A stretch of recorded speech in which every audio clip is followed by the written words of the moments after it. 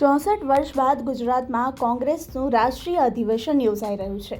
અમદાવાદમાં ન્યાય પથ થીમ પર આધારિત આ અધિવેશનમાં પક્ષની દિશા અને દશા મુદ્દે મહામંથન કરાશે। સાથે સાથે ગુજરાત સહિત દેશમાં સાંપ્રત સમસ્યાઓને લઈને વિચાર વિમર્શ પણ કરવામાં આવશે। આ ઉપરાંત ગુજરાતમાં ભાજપને હરાવવાને લઈને હાઈકમાન્ડ સક્રિય બન્યું છે, ત્યારે ભ્રષ્ટાચાર, સરકારી યોજનાઓમાં અનિયમિતતા, સામાજિક અન્યાય, બેરોજગારી ઉપરાંત સામાજિક અન્યાય મુદ્દે લડત આપવા માટે કોંગ્રેસ ભાજપને ચૂંટણી મેદાને મ્યાદ આપવા માટે મજબૂત એક્શન પ્લાન ઘડશે। અધિવેશનમાં ભાગ લેવા માટે રાષ્ટ્રીય અધ્યક્ષ મલ્લિકાર્જુન ખડગે સહિત ટોચના રાષ્ટ્રીય નેતાઓ અમદાવાદ પહોંચ્યા છે। અમદાવાદ ખાતે આજથી 2 દિવસ એટલે કે 8 અને 9 એપ્રિલે કોંગ્રેસનું અધિવેશન યોજાવા જઈ રહ્યું છે, ત્યારે અત્યારે આપણે ઉપસ્થિત છીએ સરદાર વલ્લભભાઈ પટેલ રાષ્ટ્રીય સ્મારક અને ત્યાંથી જે આજના કાર્યક્રમની શરૂઆત થવાની છે। તમે જે રીતે દ્રશ્યો જોઈ રહ્યા છો તે રીતે અમદાવાદની ધરતી પર 103 વર્ષ બાદ કોંગ્રેસનું રાષ્ટ્રીય અધિવેશન યોજાઈ રહ્યું છે। ઉલ્લેખનીય છે કે અમદાવાદમાં યોજાઈ રહેલા કોંગ્રેસના રાષ્ટ્રીય અધિવેશનને લઈને જોરદાર તૈયારીઓ જોવા મળી છે અને જે રીતે કોંગ્રેસમાં ઉત્સાહ છે, કોંગ્રેસના કાર્યકરોમાં ઉત્સાહ અહીં તમે જોઈ શકો છો। 8 અને 9 એપ્રિલે સાબરમતી તટે અધિવેશનનું આયોજન થયું છે। તમને હું દ્રશ્યો બતાવીશ કે જે રીતે જે કલાકારો છે તે સ્વાગતમાં અહીં છે અને ગુજરાતની સંસ્કૃતિને જે ઉજાગર કરી રહ્યા છે।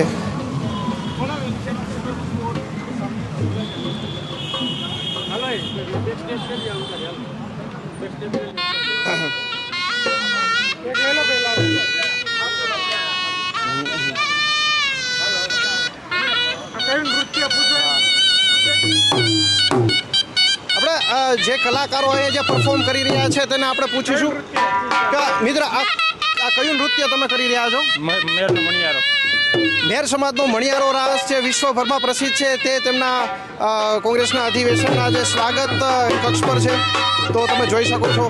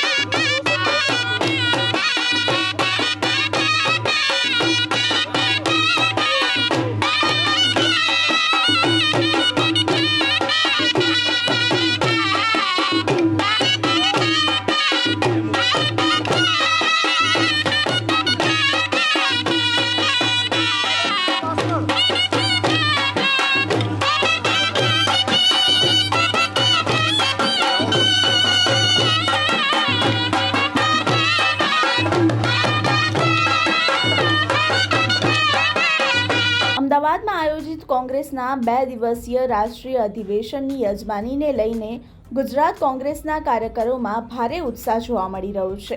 આ અધિવેશનમાં રાજ્યના કોંગ્રેસના પ્રદેશ અધ્યક્ષ, CWC સભ્યો, આમંત્રિતો સહિત દેશભરમાંથી ડેલિગેટ ઉપસ્થિત રહેશે।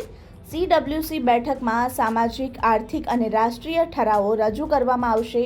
આ અધિવેશન અંગે કોંગ્રેસ મહાસચિવ જયરામ રમેશે જણાવ્યું કે સરદાર પટેલની જન્મજયંતિને 150 વર્ષ પૂર્ણ થયા છે અને સરદાર પટેલ મેમોરિયમ ખાતે કાર્યકારી સમિતિનું બેઠકનું વિશેષ મહત્વ છે. સરદાર પટેલનો કોંગ્રેસ, મહાત્મા ગાંધી અને જવાહરલાલ નહેરુ સાથે અતૂટ સંબંધ હતો. જવાહરલાલ નહેરુ અને સરદાર પટેલ બંનેએ આધુનિક ભારતના નિર્માણમાં ફાળો આપ્યો હતો. તે બંને કોંગ્રેસના સૈનિકો હતા અને મહાત્મા ગાંધીના નેતૃત્વમાં કામ करता હતા. 150 साल हुए हैं सरदार पटेल का जन्म होकर, तो सरदार एट 150 हम मना रहे हैं. और उस संदर्भ में एक्सटेंडेड वर्किंग कमेटी की बैठक सरदार पटेल स्मारक में होना एक अलग सा महत्व है, एक विशेष महत्व रखता है, क्योंकि सरदार पटेल और कांग्रेस, सरदार पटेल और महात्मा गांधी, सरदार पटेल और जवाहरलाल नेहरू के बीच में एक अटूट रिश्ता था. जो कुछ भी कहें आज लोग ये बड़े इतिहास को वापस लिखने में लगे हुए हैं, पर असली बात हकीकत ये है कि आधुनिक भारत बनाने में जवाहरलाल नेहरू और सरदार पटेल एक जुगलबंदी थे और वो दोनों महात्मा गांधी के नेतृत्व में काम करते थे. एक अटूट रिश्ता था. अलग अलग दृष्टिकोण थे, अलग अलग विचार थे. एक विचार कई मुद्दों पर, अलग विचार कई मुद्दों पर हमें कभी नहीं भूलना चाहिए कि जवाहरलाल नेहरू और सरदार पटेल दोनों कांग्रेस के सिपाही थे, महात्मा गांधी के सिपाही थे और एक दूसरे के बीच में अटूट रिश्ता था. सर, इसका नाम जो रखा गया है न्याय पथ, इसका विजन क्या है, इसको समझ. देखिए, राहुल गांधी जी ने भारत जोड़ो न्याय, पहले भारत जोड़ो यात्रा, बाद में भारत जोड़ो न्याय यात्रा निकाला था, क्योंकि आज लोकतंत्र खतरे में है. संविधान पर आक्रमण हो रहा है और संविधान हमें सामाजिक न्याय, राजनीतिक न्याय, आर्थिक न्याय का रास्ता दिखाता है.